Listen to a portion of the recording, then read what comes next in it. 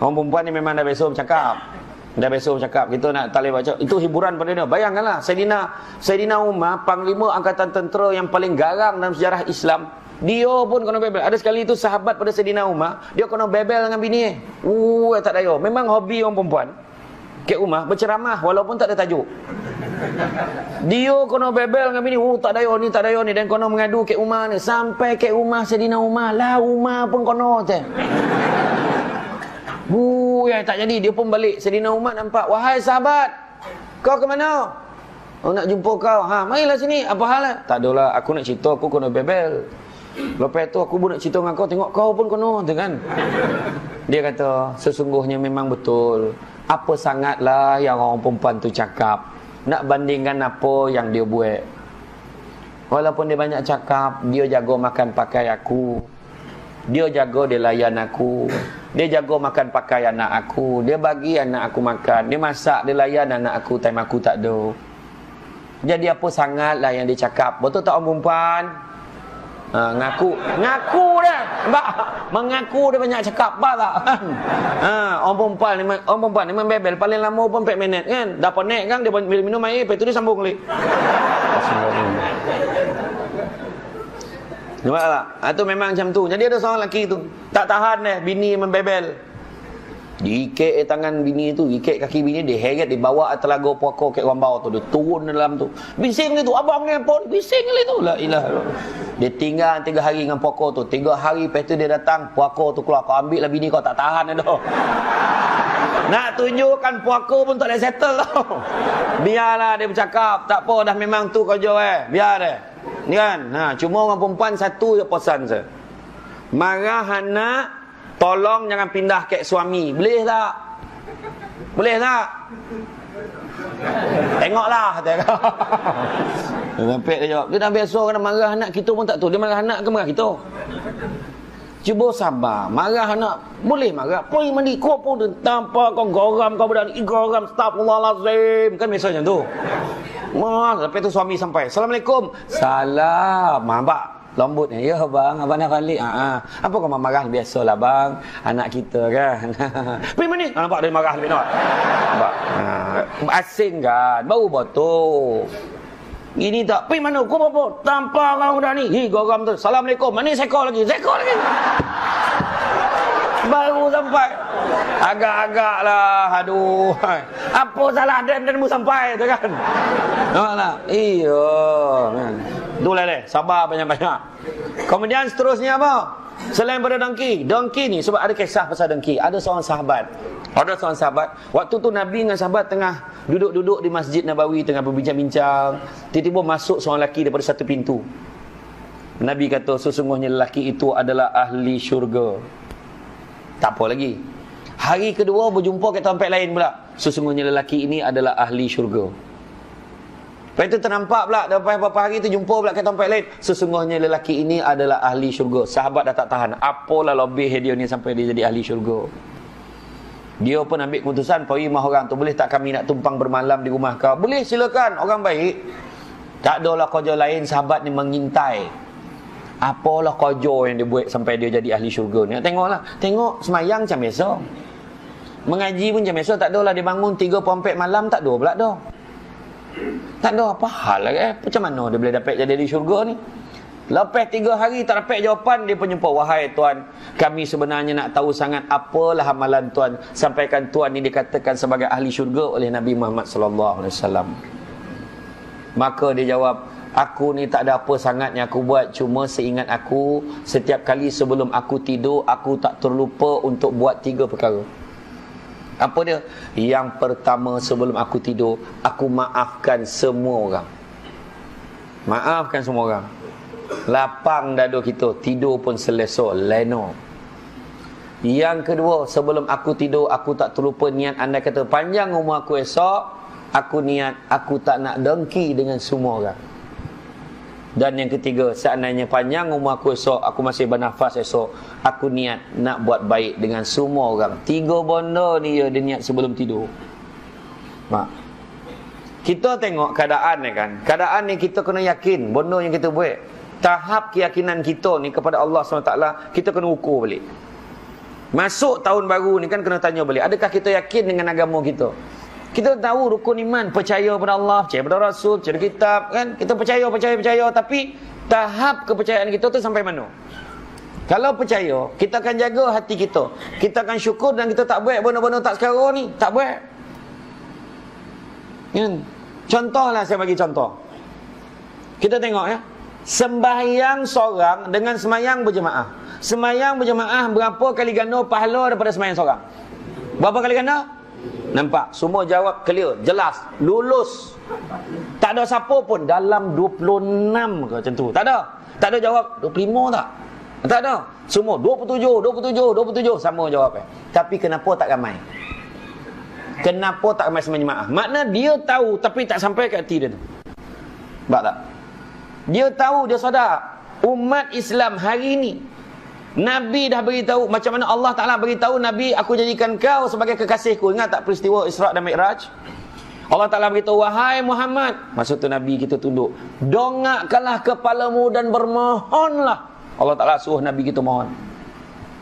Nabi kita tak mohon. Nabi kita mohon tu kias-kias, wahai ya Allah ya Tuhanku, kau bagi Nabi Ibrahim macam ni lebih, Nabi Daud kau bagi macam ni, Nabi Sulaiman kau bagi. Dia sibuk sebut kelebihan Nabi-Nabi lain. Sudah Nabi tak minta apa pun. Allah Ta'ala ni maha mengetahui. Allah Ta'ala langsung sebut, wahai Muhammad, aku angkat kau sebagai kekasihku special, dan aku jadikan umat kau sebagai sebaik-baik umat. Nah, bayangkan tu. Bayangan. Tapi kita macam tak rasa apa, lek ya. Sebaik-baik umat, malahan diberi keistimewaan akhirat besok. Umat Nabi Muhammad hisap dulu, akan dinilai dulu. Mbak, macam tu sekali. Macam-macam lagi Allah Ta'ala bagi. Termasuklah aku berikan kau panji liwa'ul hamd, yang mana di bawah panji itu segala para anbiya dan mursalin akan bernaung di bawah panji yang sama. Yakin tak? Yakin tak? Yakin. Tetapi macam-macam dah bagi kan, macam-macam bagi. Dan Nabi dijadikan oleh Allah sebagai pembawa khabar berita gembira dan juga amaran kepada umatnya. Dia bagi warning, soalan bocor banyak dah bagi, neraka macam mana ni, macam mana ni, macam mana. Kita dah dapat tahu dah. Ni macam ni, tapi perangai masih macam tu, kecuali orang kat TK. Nampak kan? Tu kan. Kalau cover saya siap tu kan. Nampak tak? Sabut tadi 27 kali ganda sebab Nabi dah minta. Nabi Musa kata kau naik atas, kau minta Allah Ta'ala minta diskaun, tak terbuat dah 50 waktu ni. Banyak. Naik turun 9 kali naik. Sekali naik turun kurang 5. Sekali naik turun kurang 5. 9 kali naik turun, akhirnya daripada 50 dah tinggal 5 waktu. 5 waktu tinggal. Nabi Musa kata kau naik sekali lagi minta. Nabi kata aku dah tak ada muka dah nak minta, malu bona dah rasa, biarlah 5. Sesungguhnya 5 ni pun borek umat kau nak buat. Bayangkan tu, dah nampak dah masa tu 5 pun borek nak buat. Tu sebab Nabi kita minta umur umat aku ni jangan panjang-panjang. Saya sebut tadi, biar dia pendek-pendek lebih kurang dia pun tak apa. Sebab kalau panjang cerita-cerita saya sebut awal tadi kan. Kita dah tahu soalan bocor dah tu, umur memang tak panjang punya. Lainnya kalau umat Nabi Nuh umur berapa? 950 tahun. Bayangkan kalau umur kita 950 tahun. Kau berapa tahun lagi nak panjang? Adalah dalam 700 tahun umat lama lagi. Weh batu nunggu. Kan? Tak ada dah. Memang umur tak panjang. Malahan yang dapat tahu kan, yang kawan baik dengan malaikat maut pun tak tahu. Siapa yang kawan baik dengan malaikat maut? Nabi Yakub. Nabi Yakub macam ni kamcing dengan malaikat maut lah. Bayangkan kalau kita lah baik dengan malaikat maut macam. Tak heran daripada mentari tu. Betul tak? Tak kisah mana mentari lah, mana esko lah, mana YB. Tak heran dah. Malaikat maut kau baik siap minum sama ke depan tak? Kan? Contohlah. Oi, masa tu dia punya jawaban, jangan cakap lah kan. Duduk makan tercanai, kawan tanya, siapa sebelah kan tu? Kau tak kenal kan ni siapa? Kau tak kenal? Ni malaikat maut kata tak? Dia suruh cabut nyawa kau kan? Macam tu kalau kita lah, kalau kita. Nabi Yakub setiap kali malaikat maut datang, wahai sahabatku malaikat maut, kau datang malam ni nak ziarah aku, kau nak cabut nyawa aku. Wahai sahabatku Yakub, sungguhnya aku datang pada hari ini, aku nak ziarah engkau. Setiap kali datang tanya soalan sama. Ni datang tanya lagi. Sedar satu hari tu Nabi Yakub tak tahan. Wahai sahabatku malaikat maut, boleh tak kau tolong aku satu perkara? Tolong apa? Khabarkanlah wahai sahabatku. Boleh tak sebelum kau cabut nyawa aku, janganlah terus cabut, bagilah tanda-tanda dulu. Jangan risau wahai sahabatku. Aku akan bagi tanda kurang-kurangnya 3 tanda aku akan bagi kat kau. Logolah Nabi Yakub. Sudah ada setiap kali datang tanya lagi, kau datang nak ziarah aku ke nak cabut nyawa? Ziarah. Sampai satu hari kau datang nak ziarah aku nak cabut nyawa aku. Sesungguhnya hari ini aku datang nak cabut nyawa kau. Terperanjatlah Nabi Yakub. Bukankah kau janji nak bagi 3 tanda pada aku? Wahai Yakub, sesungguhnya aku dah bagi 3 tanda pada kau. Apa tanda? Badan kau yang tagap sudah mula menjadi lemah. 1. Kedua, badan kau yang tagak sudah mula menjadi bongkok. Dan yang ketiga, rambut kau yang hitam sudah mula menjadi putih. Tu tanda. Dah ada dalam tanda tu. Dah, standby lah. Apa lagi? Soalan bocor. Kan saya cakap, soalan bocor dah tahu. Macam tadi, dah tahu soalan bocor 27 kali ganda daripada sembilan seorang. Kenapa tak ramai? Kenapa tak ramai? Keyakinan tak sampai ke hati. Dan satu lagi sebab pahala tak nampak. Betul tak? Okey, cuba kita tukar. Ditakdir oleh Allah Ta'ala 27 kali ganda tu tukar jadi RM27. Setiap waktu RM27. Assalamualaikum warahmatullahi. Assalamualaikum warahmatullahi. Tengok dalam paket RM27. Okey. Macam ni ni megang kan. Orang perempuan kat belakang, kat saf belakang orang perempuan balik tabir, kita dah tahu dia bincang apa. Kau dah berapa lama dah semayang sini nak? Nah, bukan nama sebenar. Kau dah berapa lama semayang sini? Baru 2 minggu. Ya Allah, banyak adik kawan. 27 kali 5 kali pek boleh kaya lah kau tu kan. Mana ada? Dan ni baru tahu tak berguna betul jiran dan nak dimarah jiran ni. Sebab dek duit. Ni dan baru tahu boleh pek RM27 ah. Asahalah, beritahu lah. Nak kaya seorang, marah dek. Sebab dek RM27. Jangan risau, orang lelaki takkan bincang isu kocik-kocik macam tu. Dia bincang isu dasar. Orang lelaki dia bincang isu dasar. Agak-agak kau lah, kalau kita makmum dapat 27, imam dapat berapa? Itu soalan tanya. Ditahan ni motor imam, dia imam cakap, imam dapat berapa? Imam dah sebab salah dah. Adalah sikit. Imam cakap, yalah, dan imam lebih lah sikit daripada kau. Tak yalah, banyak kadang 30. Tengoklah khusyuk tu malam tu macam mana. Contoh tu. Kadang-kadang 40, kadang malam tu bertumbuk nak jadi imam. Sebab dia lebih. Nampak tak? Sebab pahala tak nampak. Sedangkan Nabi beritahu semayang jemaah. Nabi borekkan semayang jemaah ni. Nabi pernah bercita-cita. Dia cakap dengan sahabat, dia pernah bercita-cita nak pergi bakar rumah orang yang tak semayang jemaah ni. Cuma Nabi tak buat. Sebab Nabi takut kalau buat kan jadi sunnah. Bayangkanlah Nabi bakar rumah jadi sunnah macam. Dah tak ada kerja lain nak imam pergi bakar rumah orang. Jajak bakar. Dah imam lambek dah rumah dia orang kena bakar. Kan? Sebenarnya keyakinan kita tu, ke agama kita tu macam mana? Nampak? Ya? Balik tadi. Jangan dengki. Tu penyakit hati tu. Jangan dengki-dengki. Dan yang ketiga, jangan sombong. Hebat mana pun manusia, dia perlu orang lain tak? Perlu orang lain ke tidak? Perlu. Jangankan hidup, mati pun tak mandi sendiri. Ada orang mati mandi sendiri. Bak sendiri gayung tu, lari orang kampung. Betul tak? Dengan Tok Adi lagi. Berakhirlah episod Tanah Kubur pada tahun tu. Kan? Iya, jangan sombong-sombong. Saya pernah naik kapal terbang pergi nak pergi camah kat Ketereh, Kelantan. Orang duduk sebelah saya. Kocik kapal terbang ni. Lah sombong lah. Saya punya marah, saya pun cakap, bang, kalau nak besar kapal terbang ni, kau buang semua tempat duduk ni, kau duduk seorang-seorang. Bukan seronok benar naik kapal terbang tu nah. Bila dah bergoyang, mula dah terbayang kenapa lah dah naik kapal terbang ni. Betul. Boring naik kapal terbang tu. Bukannya ada apa-apa, bila dah boring-boring tu kan apa dia baik pengumuman. Macam lah orang terhibur dengan pengumuman tu. Assalamualaikum warahmatullahi wabarakatuh. Sejahtera, saya Kapten Azman selaku pilot yang bertugas pada hari ini. Ada orang tanya kau siapa? Kalau sibuk beritahu tinggi berapa. Sekarang ini kita berada pada paras 35,000 kaki daripada paras laut. Apa salah kau takut orang bersesia kat luar tu? Orang tahu tinggi. Benda sesio jangan buat, tu tak? Benda sesio jangan buat. Apa benda sesio lagi? Apa dah? Contoh tiup lilin atas kek. Tu sesio tu. Tiup lilin atas kek. Apa hukum? Lara, sesio, tak ada pedah, buang. Lain kalau kita makan batang lilin tu. Tak payah batang-batang lilin, kadang dia nak pandai tu.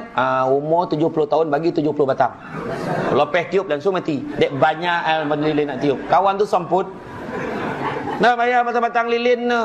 Macam-macam orang tanya, itu si cemah dekat ada satu kolej Islam dekat Kelumpo. Apa hukum? Mana lagi teruk? Antara perempuan tak pakai tudung tapi semayang dengan perempuan yang semayang. Perempuan tak pakai tudung semayang. Satu lagi dia pakai tudung tapi tak semayang. Mana lagi teruk? Dua-dua teruk. Apa boleh kau tanya? Tak semayang pun salah, yang tak pakai tudung pun salah. Apa susah? Kadang soalan-soalan ni macam-macam. Ada satu tu dia tanya, apa hukumnya kalau kita tengah berus cat, kita baru perasan yang berus tu diperbuat daripada bulu bab satu. Babi lah payah bona, faham Adakah kita kena kikih balik cat tu? Tak payah dah. Buang berus cat tu, tukar berus yang lain. Kan? Kalau ambil babi tu betul macamnya kan. Payah mana. Betul tak? Jadi cerita balik tadi. Orang naik kapal terbang, syukur naik kapal terbang. Sebab 1 jam dah sampai Kelantan. Orang tu naik bas. Tergantuk-gantuk kepala kat ini bas. Tak sampai ni. Bap. Oh belum tidur. Bap. Betul tak? 9 jam baru sampai Kelantan. Itu belum cerita rombongan tang tiket pergi Kelantan ni. Lagi teruk. Yang tu tua naik bas. Berhenti, koncing. Dia kan. Koncing minum teh tak bila sampai dah depan. Kan? Dah banyak kampung macam tu kecuali kampungnya. Orang naik bas, syukur naik bas sebab apa? Sebab boleh tidur. Cuba tengok dalam kereta tu. Mana boleh tidur? Mana nak? Tak percaya, tanya orang lelaki. Jangan tanya orang perempuan. Orang lelaki yang tak tidur ni. Orang perempuan, alas, abang nyisau bang. Saya temankan abang. Baru selekoh pertama. Langak ada tidur. Adik perempuan saya makin sebelum saya kahwin. Oh, saya dah kahwin tu. Kau ada yang tak tahu, dah kahwin. Mana yang berharap baik menantu dia, kau nak tahu. Saya bawa adik saya. Kau teman balong kau jangan tidur. Ayolah, baru Bukit Putih dah tidur. Tak ada lah dah. Sampai kat Masjid Pakar Terengganu berhenti nak sayang subuh. Kak bangun kak, subuh. Dia pun melihat. Kat mana dah balong? Baru sampai Pakar Terengganu. Tak adalah jauh sangat Terengganu dengan aku. Nampak apa kau tahu lah. Kita Chechnya je kematuan. Orang naik kereta tu sebab syukur ni kena tengok orang yang kurang daripada kita. Orang naik kereta, syukur naik kereta. Orang tu naik motor. Panik naik motor ni. Kalau jalannya jauh, pinggang bukan sakit pinggang dah. Pinggang dah tak ada. Tu saya heran dengan naik motor yang handle lah macam ni. Tak panik ada. Kan? Orang naik motor, syukur naik motor sebab laju. Orang tu naik basikal. Orang naik basikal, syukur naik basikal sebab tahu naik basikal. Belum pernah lagi roadblock polis tahan dia. Berhenti, mana ada sen basikal? Tak ada dah. Dia yang sama polis ada kring tu, tak nak tahan. Kuanjar. Telat. Orang naik basikal, syukur naik basikal. Orang tu jalan kaki. Orang jalan kaki syukur sebab masih boleh berjalan. Orang tu dah terbaring, tak boleh jalan. Orang yang terbaring syukur sebab dia masih hidup. Orang tu dah mati. Orang yang dah mati tak ada syukur, dah habis. Syukurlah dah mati kan. Tak ada. Dah habis, tak ada syukur ni dah. Jangan terpedaya dengan muda sebab mati tak syarat tua. Betul? Jangan terpedaya dengan sehat sebab mati tak syarat sakit. Betul tak? Kita pergi tengok orang tu, lah sian ni. Oh ni tak lama, tak esok lusa ni dia kan. Masa ni yang bercakap tu melintah jalan tak pandang kiri kanan, langgar ke taksi tu sampai mati. Tak tahu kan? Ada seorang lelaki tu elok dia berjalan pam jatuh dalam lubang dalam gila pun tak dalam macam tu. Dia jatuh dalam lubang tu ikut hukum fizik yang akan patut memang mati dah. Orang tarik pakai tali sampai keluar kawasan dia tak mati, pengsannya. Bila dia terjaga, bang handa bang, kenapa dia bos sadar kenapa? Abang jatuh lubang dalam tadi bang, tapi tak mati. Ya kau, mana lubang tu? Dia tinjau lubang tu langsung mati, terperanjat tengok lubang. Tadi jatuh tak mati dah tu. Dek terperanjat tu mati. Aduh, hai lemah jantung itu, nampak tak? Tu sebab kita jangan sombong. Sebab